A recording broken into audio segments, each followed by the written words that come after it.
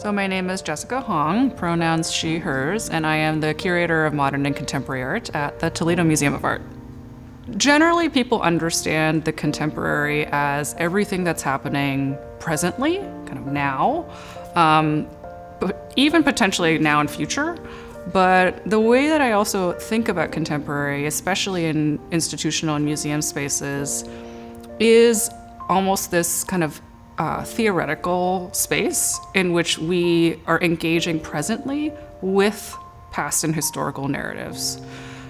Because so much of where we are today is because of whether it's past policies, events, historical kind of events that continue to reverberate into the present in our contemporary moment, that if not contended with will continue to resonate now and into the future, which is why I'm really thrilled that I get to engage with my colleagues at the Toledo Museum of Art so that we can have these really important conversations in the contemporary space.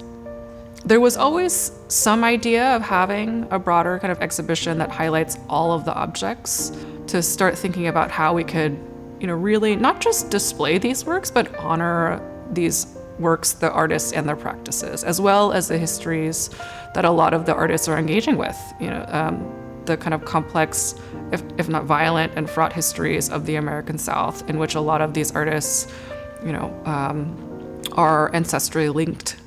The thinking was, how can we honor some of these historical practices that some of these artists have actually been continuing, the legacies of these previous traditions. So that was the genesis of Living Legacies. I think that one of the other important facets of the show was, in addition to kind of looking at some of the complexities of whether it's these artists' experiences or the context in which they're in, but also the joy that these artists brought to bear in their artistic practices, and also the joy they had in sharing the work with audiences. And I think that is what resonated, at least personally, with me. I tried essentially to create a space to share the joy that they're sharing, for our audiences. And especially at the end of the show, also making sure that there was a place for audiences to also respond. I think there was some really active engagement in that space. And even just seeing some of the responses, whether through drawings or text, I think that resonated, that kind of joyful, the joy that these artists kind of brought, but also the seriousness to their practices kind of really resonated too. I think with that, what any show or any project that I hope to be a part of is just demonstrating that we are part of a broader interconnected social and cultural fabric.